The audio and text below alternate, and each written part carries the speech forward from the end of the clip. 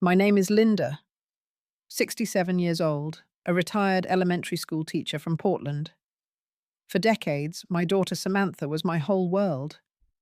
I thought we were close until money came between us. The inheritance from my late husband, worth $5 million, changed everything. What happened at my daughter's home still feels like a nightmare I can't wake up from. Family always came first for me, but I never imagined my own flesh and blood would betray me so violently. Before I continue my story, let me know where you're watching from in the comments. If you haven't already, please hit that like button and subscribe to the channel. Trust me, you'll want to hear how this family betrayal over money ends. I spent 38 years teaching third grade at Pinewood Elementary School. Every day I poured my heart into shaping young minds, but my most important job was raising Samantha as a single mum after my husband James died when she was only 12. James worked as an investment banker. We met in college and married young. He was brilliant with money and always made sure we'd be taken care of if anything happened to him. When he passed away, suddenly from a heart attack, I was devastated, but financially secure thanks to his life insurance policy and careful investments. The total amounted to about $5 million. I made the decision then to save that money for Samantha's future rather than spending it. We lived comfortably on my teacher's salary and the interest from investments, but not extravagantly. I wanted Samantha to understand the value of hard work. Samantha was always a bright child, but she could be difficult. She was used to getting her way, especially after losing her father. Perhaps I indulged her too much out of guilt and grief. When she wanted the newest clothes or the latest gadgets that her friends had, I usually gave in. I told myself I was compensating for her growing up without a father. When college time came, Samantha was accepted to Barnard in New York. It was expensive, but I paid for everything: tuition, housing, meal plans, plus a generous monthly allowance.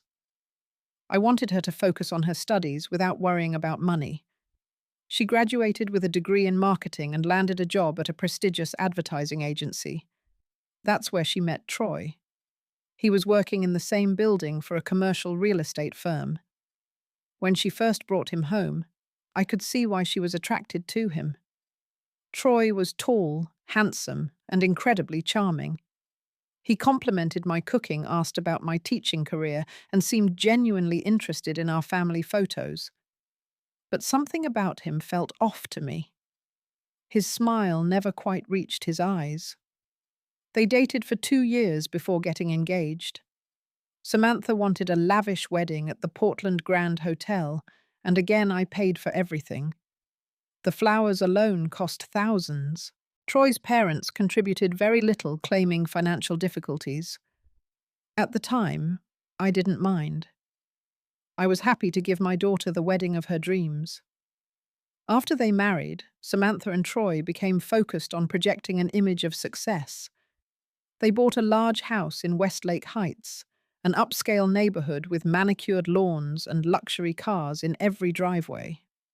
They took exotic vacations, joined the country club, and hosted elaborate dinner parties. Samantha often posted their picture-perfect life on social media. I started worrying about their financial habits. Troy's real estate business seemed successful, but I wondered if they were living beyond their means. When I gently asked Samantha about their spending, she dismissed my concerns. "Mum, we're doing great. Troy made 3 big deals this quarter alone. Stop worrying." Their beautiful 5-bedroom house became the center of their social life. They completely renovated it with high-end appliances, marble countertops, and designer furniture. The backyard had a pool and outdoor kitchen where they often entertained. They even converted a small guest house at the back of the property into a home office for Troy. Despite my concerns, I enjoyed our weekly Sunday dinners together. For 3 years, I'd drive over with a homemade dessert and we'd catch up on the week's events. Samantha would share stories about her marketing clients, and Troy would talk about his latest property deals. These dinners kept us connected. and I treasured that time with my daughter. I never imagined those family dinners were setting the stage for the worst betrayal of my life. The first sign that something was changing came when the real estate market took a downturn. Troy's usual boasting about his business deals became less frequent, replaced by complaints about difficult clients and market conditions. I noticed a tension between him and Samantha that hadn't been there before. Their behavior toward me shifted subtly too. They became more interested in my life, specifically my finances. Troy started asking questions about my retirement planning and investments. "Linda, you really should diversify more," he said. During one Sunday dinner, though he had no idea how my portfolio was structured. "I have some clients making a killing in commercial properties outside Portland. You could double your money in 5 years." I smiled politely and changed the subject. I had a financial advisor I trusted and wasn't interested in Troy's investment tips. A few weeks later, during another dinner, Troy asked directly about my will. "Samantha was saying she doesn't even know who your executor is," he said, serving himself more wine. "At your age, that's something the family should know." I nearly choked on my food. I was 67, not 97. "My affairs are in order," I replied carefully. "My lawyer handles everything." Later that night, as I was helping Samantha with the dishes, she brought up the money more directly. "Mom, I know Dad left a substantial amount," she said, loading the dishwasher. "I've never asked about it because it didn't seem right, but I'm your only child. I think I should understand what to expect and how to handle it someday." Her question seemed reasonable enough, so I told her the truth about the inheritance, the full 5 million, and how it had grown over the years with careful management.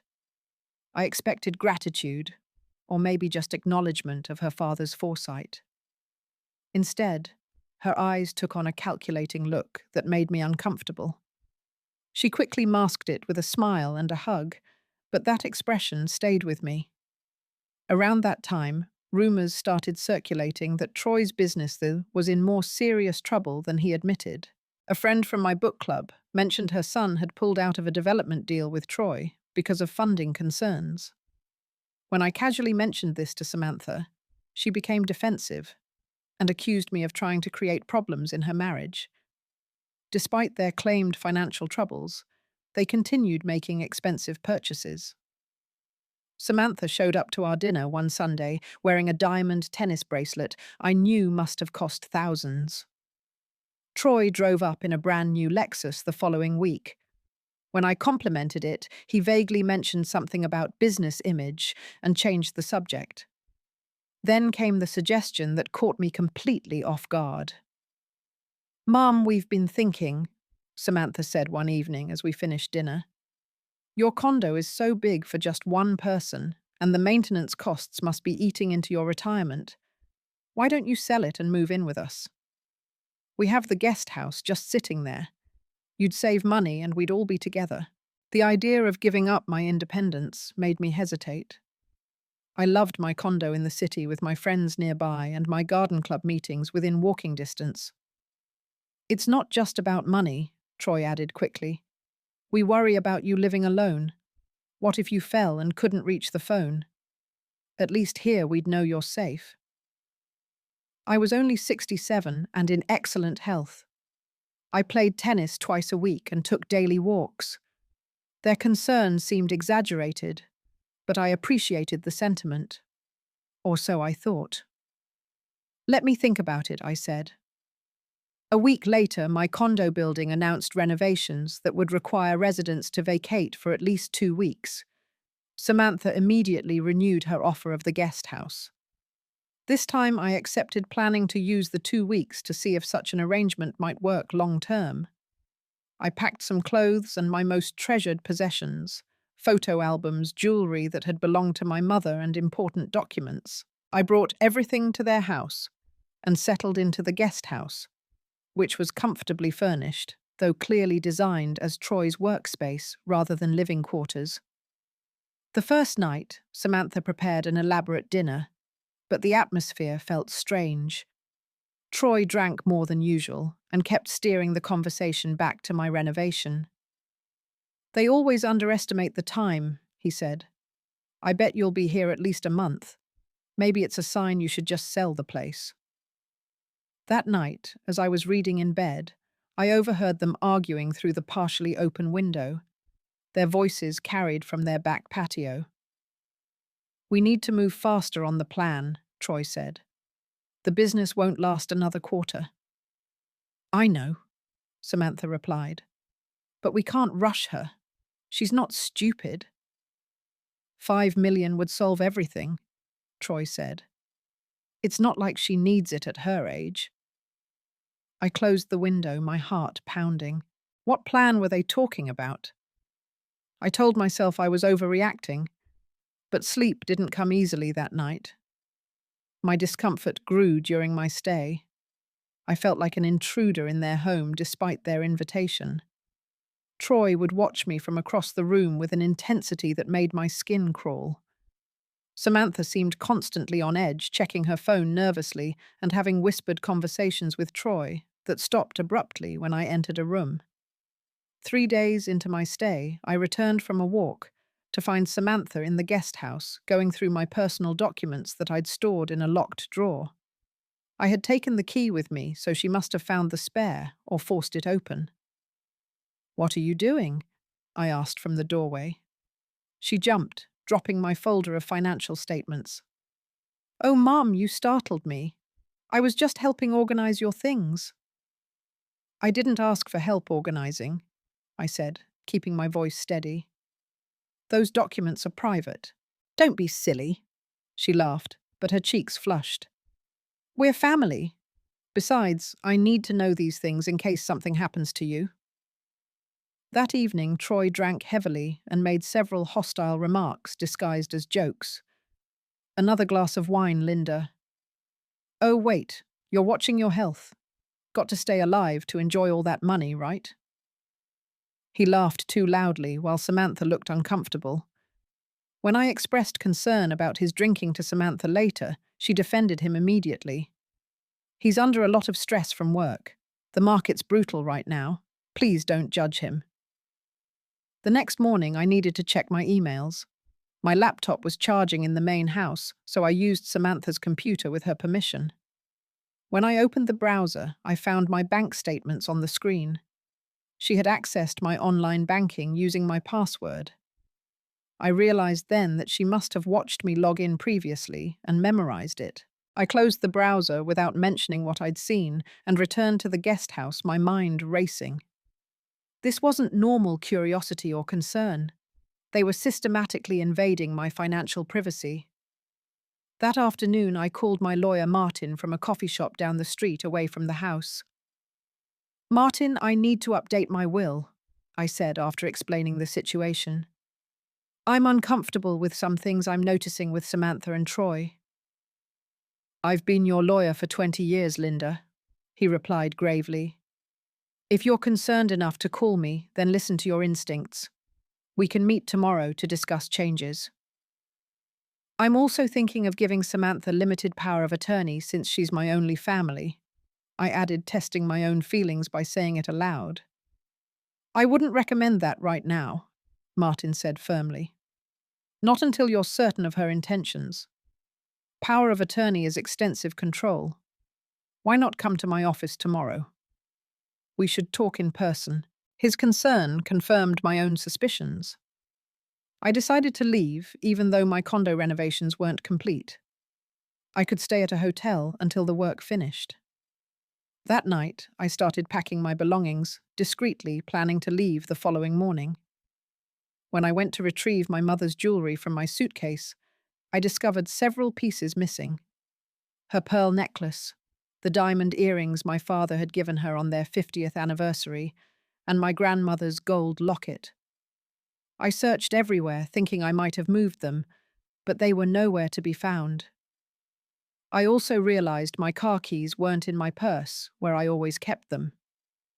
After searching the guest house thoroughly, I went to the main house to find Samantha. She was in the kitchen preparing for another dinner party, They were hosting that evening. "Samantha, have you seen my car keys? And I can't find some of my jewelry." She barely looked up from the vegetables she was chopping. "I haven't seen your keys. Did you check your coat pockets? And what jewelry you brought jewelry here?" Her tone was casual but cold, nothing like the warm daughter I knew. "Yes, I brought my mother's pearls and some other family pieces. They're quite valuable both financially and sentimentally." "Well, I haven't seen them," she said dismissively. "Maybe you forgot them at your condo." "I specifically remember packing them," I insisted, my voice rising slightly. "And now they're gone along with my car keys." Troy walked in a tumbler of whiskey in his hand, despite it being only 3 in the afternoon. "What's the problem?" "Some of my jewelry is missing," I repeated. "And my car keys." He shrugged. "This house is secure. No one could have taken them. You probably misplaced them." "I think I should call the police," I said firmly. "These are valuable items." Troy's face darkened. "You want to call the cops on us? After we took you in?" "I'm not accusing you," I clarified, though, in my heart. I was beginning to. "But I need to report missing valuables." The doorbell rang, interrupting the tense moment. Their neighbors had arrived early for the dinner party, inviting themselves over for pre-dinner drinks by the pool. Troy's demeanor instantly transformed as he welcomed them all, smiles and charm. I retreated to the guest house, my heart pounding. I needed to leave, but without my car keys, I was trapped. The neighbor gathering grew larger as more couples arrived with bottles of wine and platters of appetizers. Music played from speakers around the pool, and laughter drifted through the air. I stayed in the guest house as long as I could, but Samantha eventually came to insist I join the party. "Everyone's asking about you," she said with a smile that didn't reach her eyes. "Come be social, Mom." Reluctantly, I joined the gathering in the backyard, accepting a glass of water from the outdoor bar.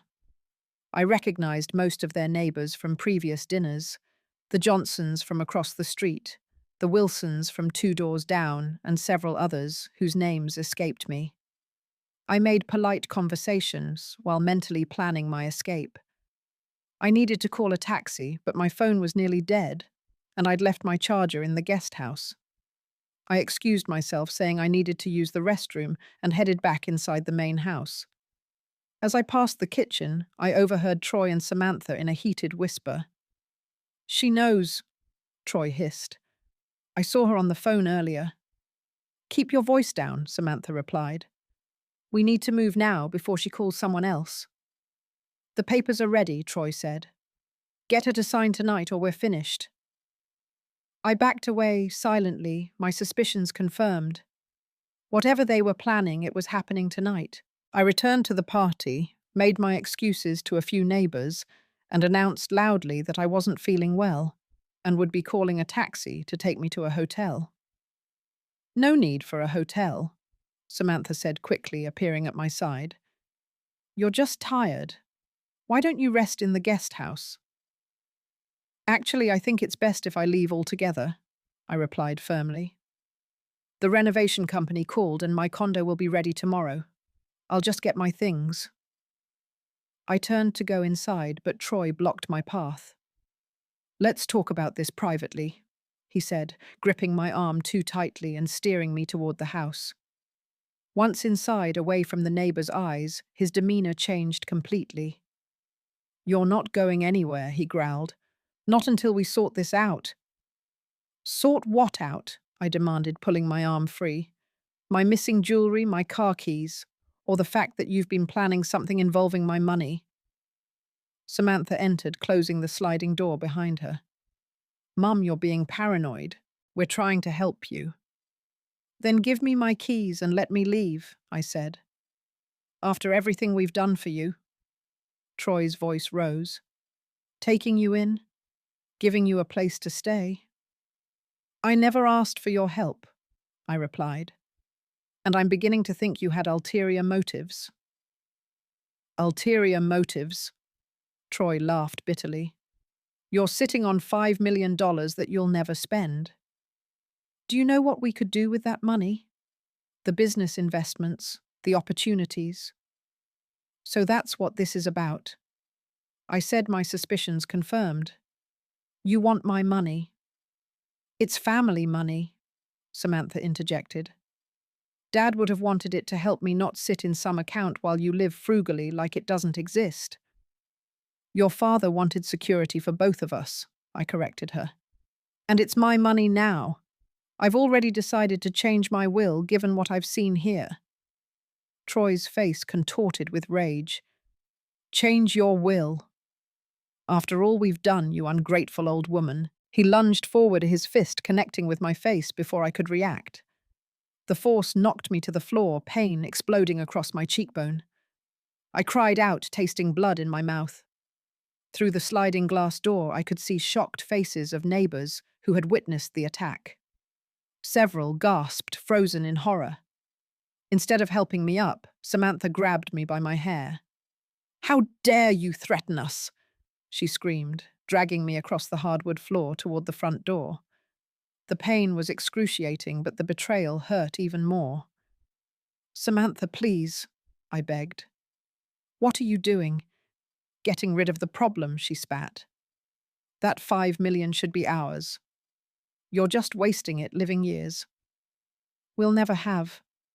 She continued dragging me by my hair while neighbors watched through windows and the open back door. Some looked away in discomfort. Others stared in shock. One woman, Barbara from next door, stepped forward to intervene, but Troy blocked her path, threatening her with the same treatment if she interfered. Samantha threw open the front door and gave me a final push that sent me sprawling onto the front lawn. Get out, she screamed. You want to change your will? Go ahead. See what that gets you. I lay there dazed and humiliated, my scalp burning and my face throbbing. Neighbors had gathered on the street, watching the scene unfold. Most kept their distance, unwilling to get involved in what they saw as a family matter. Then in the distance, I heard sirens. Someone had called 911. As the police cars pulled up to the curb, I felt a strange mix of relief and heartbreak. My own daughter had assaulted me over money. How had we come to this? I sat on the grass, clutching my bruised face as 2 police cars pulled up with lights flashing. My whole body shook with pain and shock. The neighbors, who had been watching from a distance, now seemed uncertain whether to approach or retreat back to their homes. Barbara, a retired nurse who lived next door, cautiously came over to me despite Troy's earlier threats. She knelt beside me, her kind face filled with concern. Linda, I'm so sorry, she whispered. Are you badly hurt? Can you move? Before I could answer, 4 police officers approached, 2 heading toward me and 2 toward the house where Samantha and Troy stood in the doorway. Their demeanor had completely changed. Troy had his arm around Samantha, who was now crying dramatically. Officers, thank goodness you're here, Troy called out, his voice dripping with false concern. My mother-in-law fell and hurt herself, and then she became disoriented and confused. We were trying to help her. The transformation was stunning. The man who moments ago had punched me in the face now portrayed himself as a concerned son-in-law. Samantha, who had dragged me by my hair, was now playing the part of the distressed daughter. That's not true, I said to the female officer who knelt beside me. They assaulted me. He punched me and she dragged me out by my hair. She's confused, Samantha called out. She's been forgetting things lately. We've been very worried about her. The officer beside me, whose nameplate read Garcia, spoke quietly. Ma'am, can you tell me exactly what happened here? I took a deep breath and explained everything, from the missing jewelry and car keys to the conversation I'd overheard and the violent confrontation that followed. Officer Garcia listened attentively, occasionally making notes. She asked to see my injuries, gently examining the bruise forming on my cheekbone and the tender spots on my scalp where chunks of hair had been pulled out. Meanwhile, Barbara spoke up. I saw it all, officer. I was at their backyard gathering. Troy hit her, and then Samantha dragged her through the house by her hair. It was horrible. Another neighbor, Michael, who lived across the street, stepped forward. I saw it too. I was just arriving for the party when I witnessed Mr. Adams strike Mrs. Wilson. That's when I called 911. The officers separated everyone for individual statements. Officer Garcia helped me to her patrol car, where I could sit more comfortably while providing my statement. From there, I could see other officers interviewing Troy and Samantha separately, and additional officers speaking with the neighbors who had witnessed the assault. Mrs. Wilson, do you have any idea what might have prompted this behavior? Officer Garcia asked. Had there been any conflicts before today? Through tears, I explained about the inheritance, their growing interest in my finances, and the suspicious behaviors I'd noticed during my stay. I told her about the missing jewelry and how they had effectively trapped me by taking my car keys. I believe they wanted me to sign something, I said. Troy mentioned papers being ready. Officer Garcia's expression remained professional, but I could see the compassion in her eyes. We're going to search the premises for your missing items and any evidence related to your statement. Is there anything specific we should look for? I described my mother's pearl necklace, the diamond earrings, and the gold locket in detail. And please check Troy's office in the main house, I added. If there are papers they wanted me to sign, they might be there. While I waited, paramedics arrived to examine my injuries. They confirmed I had bruising on my face and scalp, but fortunately no fractures. They recommended I go to the hospital for a more thorough examination, especially given my age and the force of the blow I'd received. Through the patrol car window, I watched as officers emerged from the house carrying evidence bags. One officer approached Officer Garcia and spoke quietly to her. She nodded and then came back to me. Mrs. Wilson, we've found your jewelry in a lockbox in Mr. Adams' office, along with your car keys, she said. We've also discovered some concerning documents. The officers had found a draft of a power of attorney document that would have given Samantha and Troy complete control over my finances. They also discovered financial records showing the couple was over $300,000 in debt, with their house in pre-foreclosure, a stark contrast to the affluent image they projected. Most damning of all was a folder containing research on elder fraud and steps to have someone declared mentally incompetent. There were notes in Troy's handwriting detailing their plan to gain control of my assets. While the officers were explaining this to me, I saw Troy attempting to quietly walk to his car. When an officer called out for him to stop, he suddenly broke into a run toward the back fence. He didn't get far. Two officers quickly apprehended him, placing him in handcuffs as he struggled and protested. Samantha's reaction was even more disturbing to witness.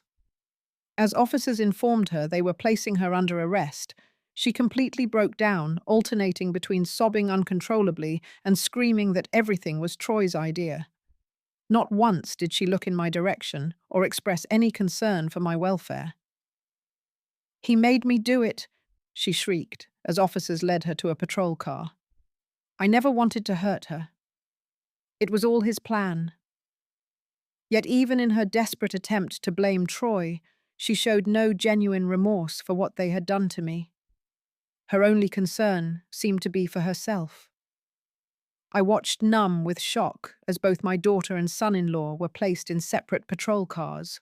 The flashing lights illuminated the faces of neighbors standing on their lawns, witnessing the spectacle of a family destroyed by greed. In that moment, I felt utterly alone, despite being surrounded by people.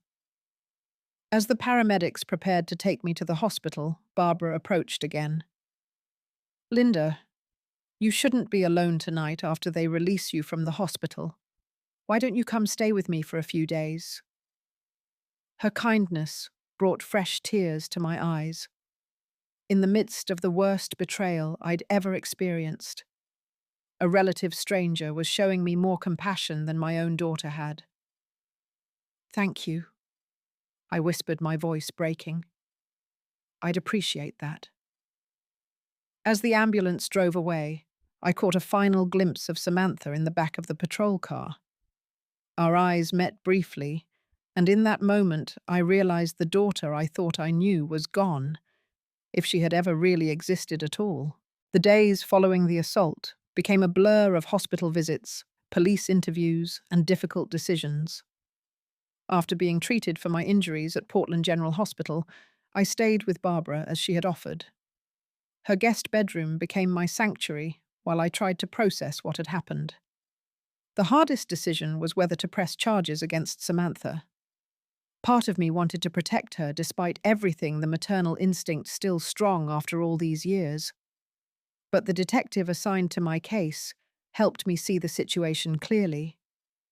"Mrs. Wilson, what they planned was calculated elder abuse and fraud," Detective Marshall explained during one of our meetings. "The evidence suggests they've been planning this for months. If you don't press charges, they might try this with someone else." In the end, I decided to pursue full charges against both Troy and Samantha. It was the most painful decision I'd ever made, but I knew it was necessary, not just for justice in my case, but to prevent them from victimizing others. Support came from unexpected places. Former students I had taught decades ago reached out after hearing about the incident. Colleagues from Pinewood Elementary organized a meal train so I wouldn't have to cook while recovering. Even the neighbors, many of whom had stood by watching during the assault, came forward with apologies and offers of help. The media attention was another challenge I hadn't anticipated. Local news picked up the story. Daughter and son-in-law assault mother over $1 million inheritance. Reporters called and showed up at Barbara's house until she put a firm stop to it. I valued my privacy and hated seeing my family tragedy become public entertainment. But Detective Marshall explained that the publicity might help other elderly people recognize warning signs of financial abuse. Troy and Samantha hired expensive attorneys who immediately tried to paint me as mentally unstable. They claimed I had been exhibiting signs of dementia and that they had acted out of concern for my well-being. According to their version, I had become paranoid and accused them of stealing, and any force used was simply to prevent me from hurting myself during an episode of confusion. Fortunately, my medical records showed no history of cognitive decline. My regular doctor provided a statement confirming I was of sound mind, and the witness testimonies from Barbara, Michael, and other neighbors contradicted their claims entirely. The physical evidence, my injuries, the hidden jewelry, the documents found in their office, told the true story. The court proceedings were painful to endure. Sitting in the courtroom while lawyers dissected our family relationships felt like having an old wound repeatedly reopened. As the financial investigation deepened, more disturbing details emerged. Troy and Samantha had been planning this for over a year. Email exchanges between them revealed they had started discussing ways to access my money shortly after that dinner, where I had revealed the full extent of the inheritance. Troy had researched various methods of financial elder abuse, and Samantha had been slowly gathering information about my accounts and assets. More shocking was the discovery that Troy had done this before. He had been involved in a real estate scheme in California that targeted elderly property owners, convincing them to sign over properties at below market value. He had never been charged, but had left the state when complaints started mounting. Samantha's complicity was equally disturbing. Text messages recovered from their phones showed her actively participating in the planning. In one message to Troy, she had written, "Mom trusts me completely. She'll sign whatever I put in front of her if I say it's for her own good." Reading those words in court broke something in me. The daughter I had raised, the child I had sacrificed for and loved unconditionally, had seen my trust not as something to cherish, but as a weakness to exploit. After 3 grueling days of testimony and evidence presentation, the verdict came swiftly. Both Troy and Samantha were found guilty of assault, attempted fraud, and conspiracy to commit elder financial abuse. Troy received a longer sentence due to his previous activities in California and his role as the primary aggressor in the physical assault. Before sentencing, they were each given the opportunity to address the court. Troy spoke briefly, offering a rehearsed apology that focused more on his momentary lapse of judgment than any genuine remorse for his actions. Samantha's statement was more elaborate and emotional. Through tears, she described the pressure of maintaining their lifestyle, the fear of losing their home, and Troy's increasing desperation as his business failed. "I never wanted to hurt my mother," she said, her voice breaking. "I was caught between my husband and my mom, and I made terrible choices. I will regret that moment for the rest of my life." Her performance was convincing. I could see some jurors and even the court reporter visibly moved. But I noticed she still didn't look at me directly, and her remorse seemed focused on the consequences to herself rather than the pain she had caused me. When the judge offered me the opportunity to give a victim impact statement, I rose slowly and faced the court. I had prepared what I wanted to say, but standing there looking at Samantha and Troy, sitting with their attorneys, the words caught in my throat. "I gave everything to my daughter." I finally began, my voice stronger than I expected. After her father died, every decision I made was with her future in mind. The money that became so important to her and her husband was never meant to be just an inheritance. It represented James's love and protection for his family, continuing even after he was gone. I described the betrayal I had felt, not just in the moment of physical assault, but in discovering the months of calculation and deception that preceded it. "The bruises have healed," I said, "but knowing my daughter saw me as nothing more than an obstacle between her and money, that is a wound that may never heal completely." The judge's words to Troy and Samantha were harsh. He spoke about the special contempt society holds for those who abuse the elderly, particularly their own parents. "This court sees many types of crimes," he said, "but few are as morally reprehensible as using violence and deception against an elderly parent for financial gain." As they were led away to begin serving their sentences, 5 years for Troy, 3 for Samantha, I felt no satisfaction, only an immense sadness for what could have been and what was now forever lost. My physical recovery took several weeks. The bruising on my face faded, and my scalp healed where Samantha had pulled out clumps of hair. The emotional recovery I knew would take much longer. I decided to sell my condo. Despite the renovations being complete, I couldn't imagine returning there and resuming my old life as if nothing had changed. With Barbara's help, I found a lovely 2-bedroom home in a quiet community about 30 miles outside Portland. The house had a garden where I could plant flowers and a small porch where I could sit in the evenings and watch the sunset. Moving was both painful and liberating. Each item I packed reminded me of my old life, but setting up my new home gave me a sense of taking control again. I was starting over at 67, something I never imagined I'd need to do. I found a therapist who specialized in family betrayal and trauma. Dr. Peterson helped me understand that what happened wasn't my fault, and that I couldn't have predicted Samantha and Troy's actions. Still, I struggled with feelings of guilt. Had I somehow failed as a mother? Should I have recognized the signs earlier? Linda, Dr. Peterson said during one session, "Sometimes people make choices that have nothing to do with how they were raised or how much they were loved.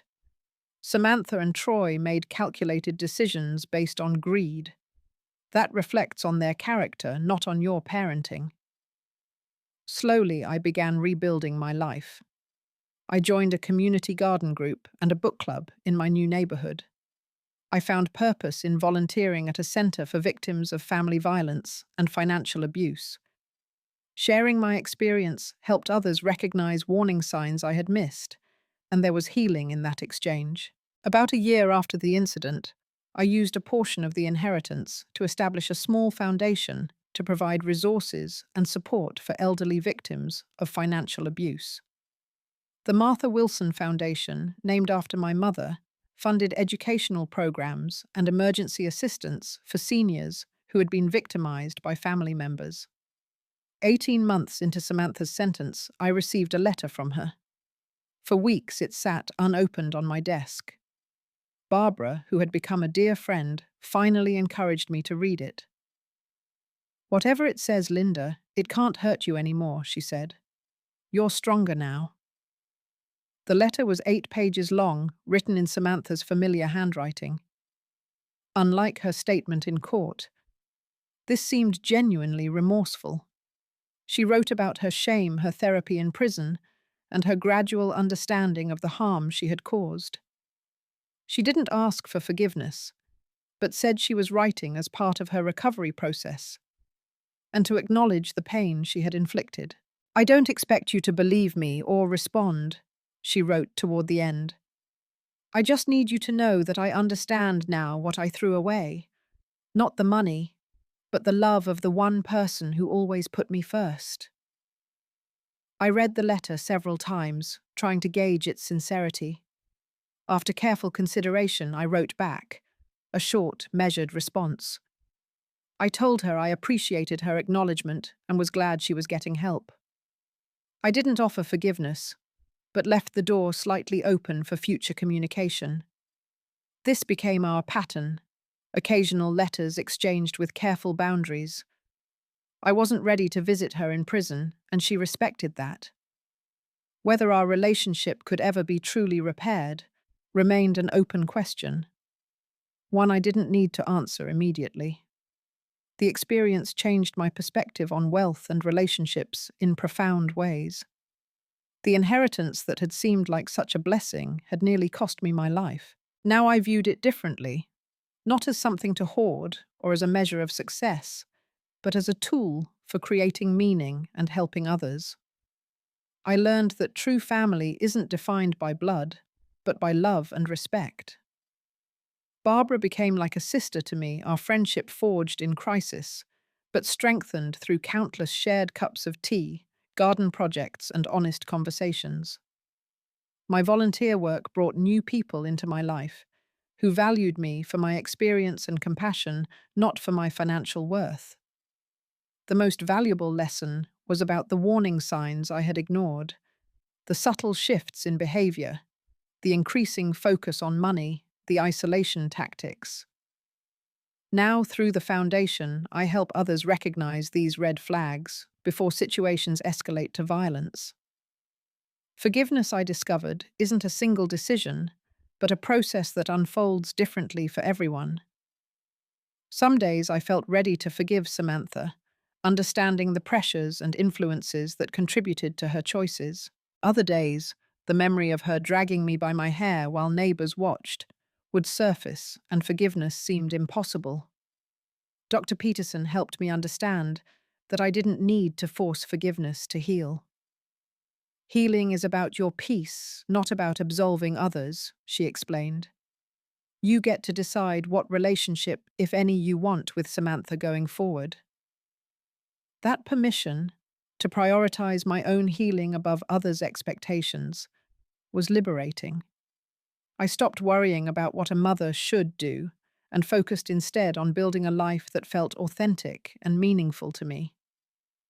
Today, 3 years after that terrible night, I live with a sense of purpose and peace I never expected to find again. My home is filled with books, plants, and art that brings me joy. I've made new friends who know my story but don't define me by it. The Foundation's work continues to grow, reaching more vulnerable seniors each year. I still don't know what my relationship with Samantha will look like when she's released from prison next year. What I do know is that I'm no longer defined by being her mother or by being a victim. I've reclaimed my identity as Linda Wilson, teacher friend, advocate, gardener, survivor. If my story teaches anything, it's that our worth isn't measured by our bank accounts or by others' perception of us. True wealth lies in genuine connections built on mutual respect and care. Those connections, not money, not status, not even family ties, are what sustain us through life's darkest moments. Have you ever experienced betrayal from someone you trusted completely? How did you rebuild your life afterward? Share your stories in the comments below. If this story resonated with you, please like and subscribe to hear more journeys of resilience and healing. And if you know someone who might be experiencing elder abuse or financial exploitation, share this video with them. Your action might help them find the courage to seek help. Thank you for listening to my story, and remember, it's never too late to start again.